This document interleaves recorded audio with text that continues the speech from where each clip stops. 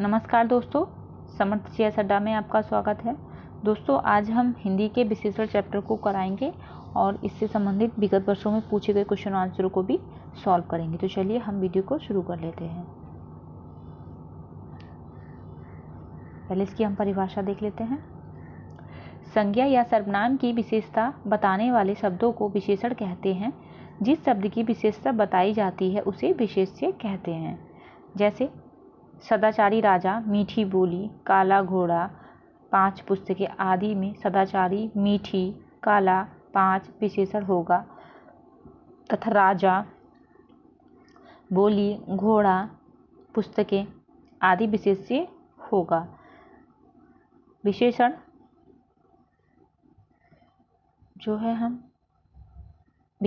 है मूलतः 4 प्रकार के होते हैं। हम इसकी जो है ऊपर थोड़ी सी सारणी को देख लेते हैं। जैसे विशेषण के भेद देखने हैं हमें, जो कि 4 प्रकार के होते हैं। पहला है सर्वनामिक विशेषण, दूसरा गुणवाचक विशेषण, तीसरा है परिमाणवाचक विशेषण और चौथा है संख्यावाचक विशेषण। अब हम इसकी जो है गुणवाचक के देख लेते हैं। ये भी है मौलिक सर्वनामिक विशेषण और यौगिक सर्वनामिक विशेषण। ठीक है।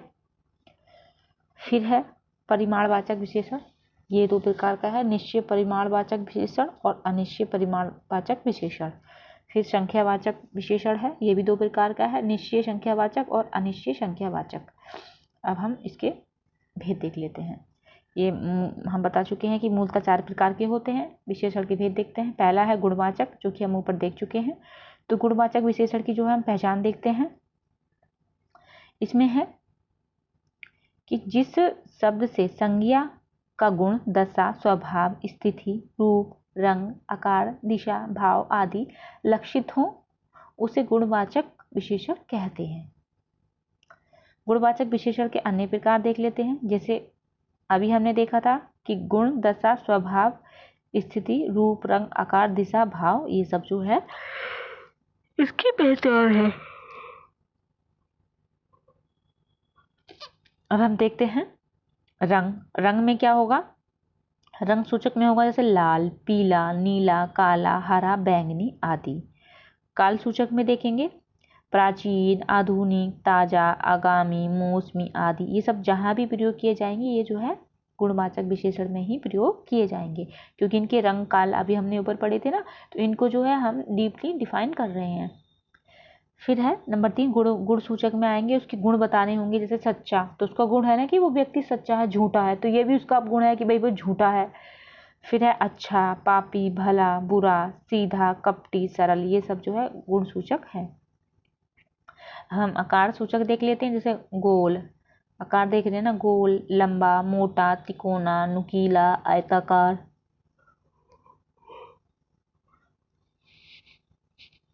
छोटा, पतला आदि, ये सब जो है आकार सूचक हैं। फिर है अवस्था या दशा सूचक, तो इसमें है स्वस्थ, वृद्ध, युवा, धनवान, निर्धन, कमजोर, पतला, रोगी आदि, ये सब जो है दशा या अवस्था सूचक कहलाए जाएंगे।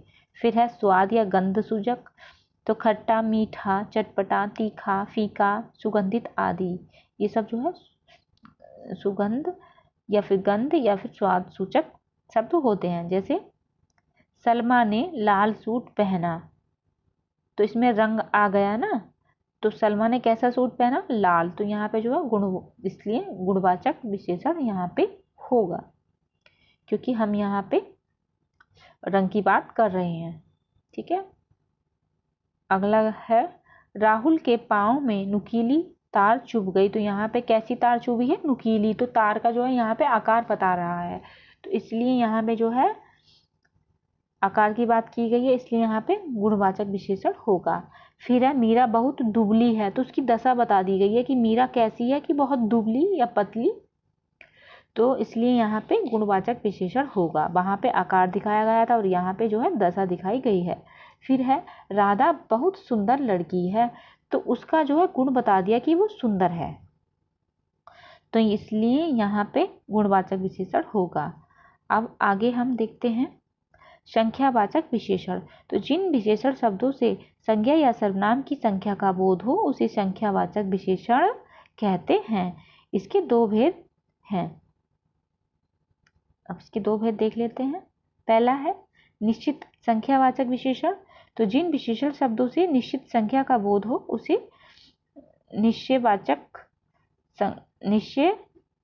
निश्चित संख्यावाचक विशेषण कहते हैं। जैसे देख लेते हैं, पार्क में 4 बच्चे खेल रहे हैं। तो इसमें जो है ये कंफर्म है कि पार्क में कितने बच्चे खेल रहे हैं, तो वहाँ पे 4 बच्चे खेल रहे हैं। तो यहाँ पे संख्या बताई गई है बच्चों की। फिर है सर्कस में 5 कुत्ते साइकिल चला रहे हैं। तो यहाँ पे जो है संख्या आ गई है कि कितने कुत्ते हैं, तो वहाँ पे जो है 5 कुत्ते साइकिल चला रहे हैं। तो इसलिए यहाँ पे संख्यावाचक विशेषण होगा। ये कंफर्म है, इसलिए निश्चित संख्यावाचक विशेषण है। फिर नेक्स्ट देख लेते हैं। आधार पर निम्न वर्गों में विभक्त किया जा सकता है। जैसे आवृत्तिवाचक, तो उसकी पहचान देख लेते हैं। तिगुना, इकहरा, चौगुना, 10 गुना और 100 गुना। फिर क्रमवाचक में है पहला, दूसरा, तीसरा, चौथा और 5वां।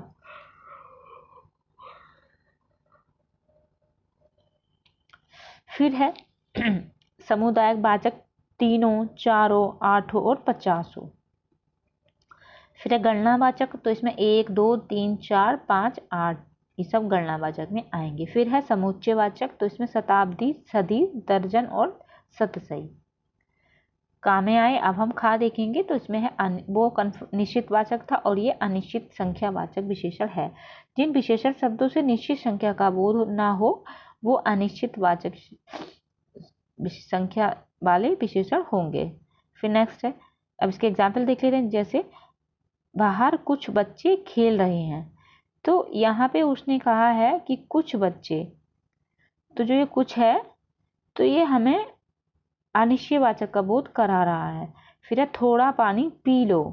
उसने कहा कि पानी कितना पीना है, तो पानी जो है थोड़ा पी लो। तो कोई, कुछ, थोड़ा ये सब जो है अनिश्चय की तो पहचान है, तो इसलिए इसमें अनिश्चित संख्यावाचक विशेषण होगा। फिर है पॉकेट से कुछ पैसे निकाल लो। तो यहाँ पे कुछ आ गया ना, कुछ पैसे, पता ही नहीं है कि उसको कितने पैसे निकालने हैं।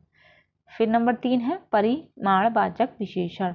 तो उसकी परिभाषा है जो विशेषण शब्द किसी संज्ञा या सर्वनाम की मात्रा या नाप तोल का ज्ञान कराते हैं उन्हें परिमाणवाचक विशेषण कहते हैं। जैसे 2 किलो, 4 मीटर, सारा धन आदि इसके दो भेद होते हैं।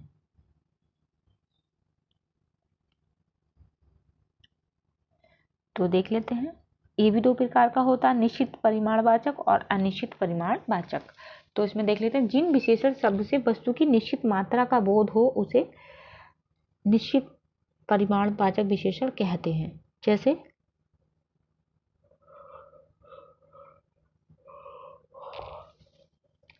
बाजार से 2 दर्जन केले ले आओ। तो कितने दर्जन लेके आने हैं? 2 दर्जन। वहां पे जो है वो उसकी एक निश्चित मात्रा बता दी गई है कि 2 दर्जन केले लेके आओ। फिर है 10 किलो गेहूं खरीद लिया है। कितना गेहूं खरीदा है? 10 किलो। तो कंफर्म है कि 10 किलो गेहूं खरीद लिया है। फिर नेक्स्ट है अंकिता ने 2 मीटर कपड़ा खरीदा। तो उसमें भी उसकी मात्रा डिसाइड हो गई है कि अंकिता ने 2 मीटर कपड़ा खरीदा है।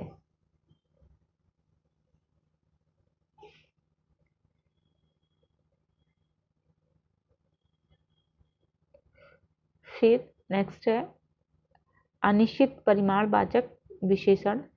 तो जिन विशेषण शब्दों से वस्तु की अनिश्चित मात्रा का बोध हो उसे अनिश्चित परिमाणवाचक विशेषण कहते हैं। तो जैसे है थोड़ा पानी लाओ, थोड़ा पानी लाओ। नेक्स्ट है सब धन चोर चुरा ले गए। नेक्स्ट बाजार से कुछ सब्जियां लाओ। फिर नेक्स्ट है इस साल कम उपज हुई। तो यहाँ पे जो है सब में अनिश्चित परिमाणवाचक सर्वनाम होगा। जैसे थोड़ा, सब धन, कुछ, कम, ये सब जो है उसकी पहचान है। फिर नेक्स्ट है नंबर 4 सर्वनामिक विशेषण। तो जो सर्वनाम शब्द विशेषण के रूप में संज्ञा या सर्वनाम से पहले लगकर उसकी विशेषता का बोध कराते हैं, उन्हें सर्वनामिक विशेषण कहते हैं। तो जैसे है यह महल किसका है, तो यह महल किसका है वो संकेत कर रहा है उसकी तरफ कि यह महल किसका है। फिर नेक्स्ट है वे लड़के इधर आ रहे हैं, तो ये भी संकेत कर रहा है कि वे लड़के इधर आ रहे हैं। फिर नेक्स्ट है ऐसी घड़ी हम भी खरीदेंगे, तो ये भी संकेत कर रहा है कि उंगली करके कि ऐसी घड़ी हम भी खरीदेंगे। फिर है सर्वनामिक विशेषण के भेद होते हैं, मौलिक सर्वनामिक विशेषण और यौगिक सर्वनामिक विशेषण। तो जो बिना रूपांतरण के संज्ञा के पहले आते हैं, जैसे यह घर, वह लड़का, कोई नौकर इत्यादि, ये जो है मौलिक सर्वनामिक विशेषण होते हैं। फिर है यौगिक सर्वनामिक विशेषण, तो जो मूल सर्वनामों में प्रत्यय लगाने से बनते हैं, जैसे ऐसा आदमी, जैसा देश, कैसा घर इत्यादि, ये सब यौगिक सर्वनामिक होते हैं। तो ये थे कुछ इसकी महत्वपूर्ण जानकारी। दोस्तों मिलते हैं हम नेक्स्ट वीडियो में, तब तक आप हमारी वीडियो देखते रहिए और सीखते रहिए और हमको कमेंट करके बताइए कि आप किस टॉपिक पे वीडियो चाहते हैं, ताकि हम आपको वीडियो प्रोवाइड करा सकें।